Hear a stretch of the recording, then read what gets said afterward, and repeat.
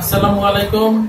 দ্বিতীয় কোয়ার্টার ফাইনালে টাই ব্রেকারে পর্তুগালকে 5-3 গোলে হারিয়ে ফ্রান্স সেমিফাইনাল উন্নীত হলো।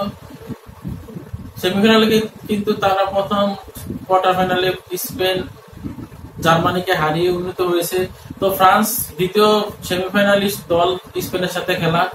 তো প্রথম 90 মিনিট, তারপর অতিরিক্ত 30 মিনিট, 120 মিনিটে কিন্তু কোনো গোল হয়নি। হাড্ডাহাড্ডি একটা জমজমাট ম্যাচ আমরা দেখলাম আজকে ইউরোপীয় কোয়ার্টার ফাইনালে পর্তুগাল আর ফ্রান্সের। তো রোনাল্ডোকে কাঁদিয়ে কিন্তু এমবাপ্পেকে হাসিয়ে ফ্রান্স উঠে গেল সেমিফাইনালে।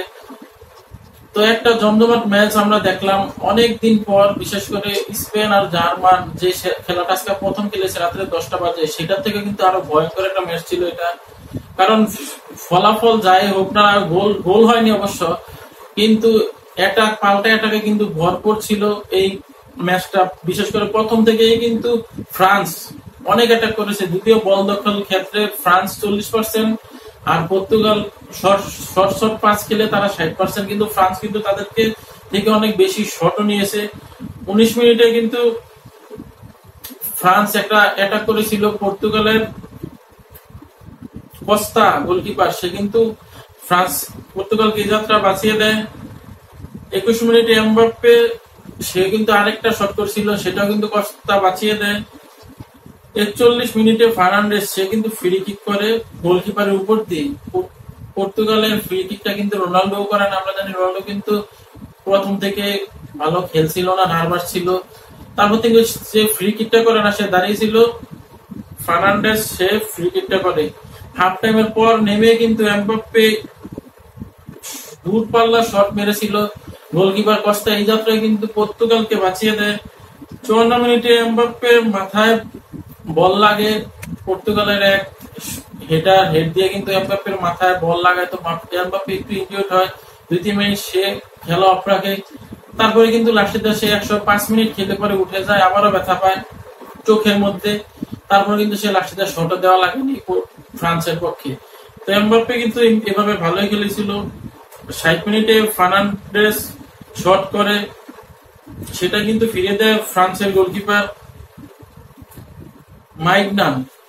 তো পর্তুগাল কিন্তু প্রথম থেকে বেশি একটা শট করতে পারেনি। 60 মিনিটে এসে কিন্তু একটা সুন্দর অ্যাটাক ফার্নান্ডেসের, সেটাও কিন্তু ফিরিয়ে দেয়। 62 মিনিটে আবার সেই শট, দূরপাল্লার শট, সেটাও কিন্তু ফিরিয়ে দেয় ফ্রান্সের গোলকিপার। তো 65 মিনিটে কিন্তু মোয়ানি, যেটা আর্জেন্টিনার সাথে বিশ্বকাপ ফাইনালে লাস্ট মিনিটে শটটা করেছিল, এমিলিয়ানো মার্টিনেজ ফিরে দিয়েছিল, সেই শটটা কিন্তু আবারও করে আজকে অন রফে অন টাচে বলটা রিসিভ না করে, সেটাও কিন্তু একটুর জন্য গোল হয়নি। পর্তুগালের ডিফেন্স ও গোলকিপারের দুইজনের দক্ষতা কিন্তু সেই শটটা ফিরিয়ে দেয়। তারপর 65 মিনিটে কিন্তু কান্তে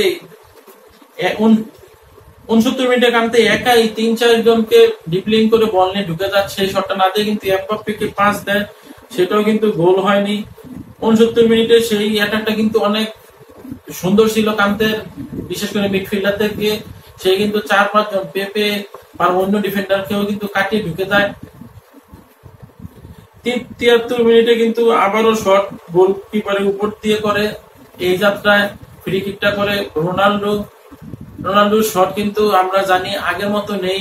আজকে তার শট ফ্রি কিক করেছে, সে গোলকিপারের অনেক উপর দিয়ে কিন্তু মেরেছিল। তো 87 মিনিটে কি কান্তে আরেকটা অ্যাটাক করে, কান্তে কিন্তু ওইটা গোল করতে পারতো বা হতে পারতো। কস্তা কিন্তু এই যাত্রা পর্তুগালকে বাঁচিয়ে দেয়।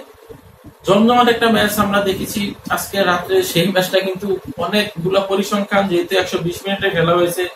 অতিরিক্ত টাইমের 93 মিনিটে, 90 মিনিটে পরে 3 মিনিটে লাস্ট পর্যায়ে একবারে যখন খেলা শেষ, যেমন স্পেন জার্মানিকে আজকে কিন্তু প্রথম কোয়ার্টার ফাইনালে 120 মিনিটের খেলা 119 মিনিটে যে গোলটা দিছে, তো সেই হিসাবে কিন্তু এমবাপ্পে একবারে লাস্ট মিনিটে 93 মিনিটে 3 মিনিট অতিরিক্ত দিয়েছিল। প্রথমে কিন্তু কোনো অতিরিক্ত টাইম দেয়নি, যেহেতু আজকে টাইম লস হয় নাই।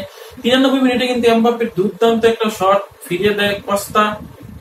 আমরা জানি তারা কিন্তু প্রথমে শেষ 16 থেকে কিন্তু কোয়ার্টার ফাইনাল উন্নীত হয় কস্তার দক্ষতায়। 3টি গোলে কিন্তু তারা স্লোভাকিয়ার বিপক্ষে ফিরিয়ে দেয়, কিন্তু আজকে কিন্তু সে একটিও গোল সেভ করতে পারেনি।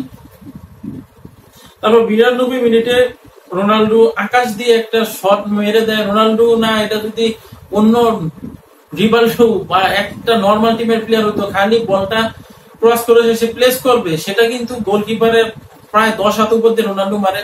তো রোনাল্ডো কিন্তু কালকে মেসিকে নিয়ে বড় কথা বলেছিল, আর্জেন্টিনা হারবে, মেসি খারাপ করবে, কিন্তু আজকে পর্তুগাল হেরে গেছে। রোনাল্ডো কিন্তু বড় মাপের খেলোয়াড়, বড় মাপের খেলোয়াড়রা এইগুলা উস্কানিমূলক কথা না বলাই ভালো। সে আজকে যেই ভুলটা করেছে, বিশেষ করে 92 মিনিটে, তারপরে কিন্তু কোচ অন্য তার সতীর্থ দলের প্লেয়াররা তাকে সান্ত্বনা দিয়েছে যে আচ্ছা যা আগে হোক, এই সেই তার যেটা শেষ কোপা আমেরিকা কাপ তাকে ভালোভাবে বিদায় দিয়েছে, বিশ্বকাপে কিন্তু তাকে ভালোভাবে বিদায় দিতে পারে, তাকে কিন্তু সাইড বেঞ্চে বসিয়ে রাখা হয়েছিল। 96 মিনিটে আবারও 4 জনকে কাটিয়ে ঢুকে যায় কানতে।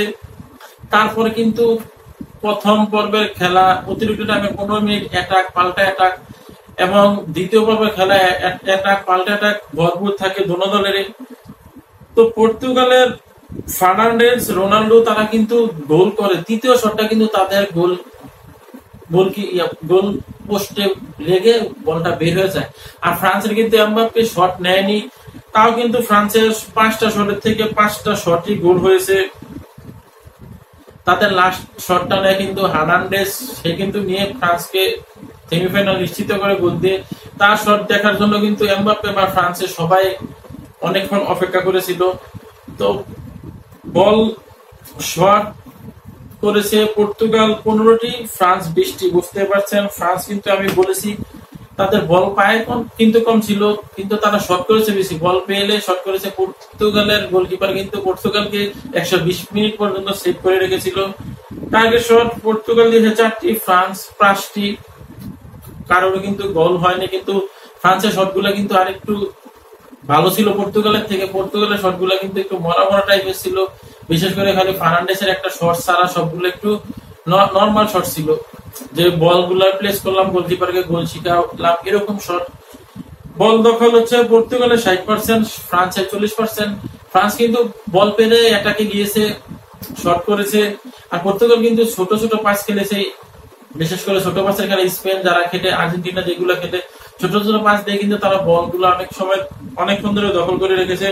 আর ফ্রান্স কিন্তু একটু অ্যাটাকিং খেলেছে। পর্তুগাল কিন্তু তারা মনে করেছে তাদের যে গোলকিপার গত ম্যাচে তারা ট্রাইফিগারে তাদেরকে জিতিয়েছে, তাও কিন্তু তারা ওইরকম একটু ডিফেন্সিভ ভাবে খেলছে। ফ্রান্স একটু অ্যাটাকিং ফুটবল খেলেছে আজকে। 5 পর্তুগাল 869 গুলা, ফ্রান্স 587। বুঝতে পারছেন ফ্রান্স কিন্তু এই দিক দিয়ে অনেক কম, বল দখলের ক্ষেত্রে কম। ঠিক ভুল পাস পর্তুগাল 93%, ফ্রান্স 91%। পর্তুগাল 93%, আমি এটাই বলছিলাম যে তারা কিন্তু লং পাস খেলেনি, শর্ট পাস খেলছে, 1-to-1 ওয়ান টাচে খেলেছে, এই জন্য কিন্তু তাদের কোনো ভুল পাস হয় না। আমরা জানি লং পাস খেললে কিন্তু রিসিভাররা ভুল পাস হয়, এই জন্য কিন্তু পর্তুগালের আজকে এই পাসের হার বা বল দখলের হার সবকিছুই বেশি। ফাউল পর্তুগাল করেছে 8টা, ফ্রান্স করেছে 13টা।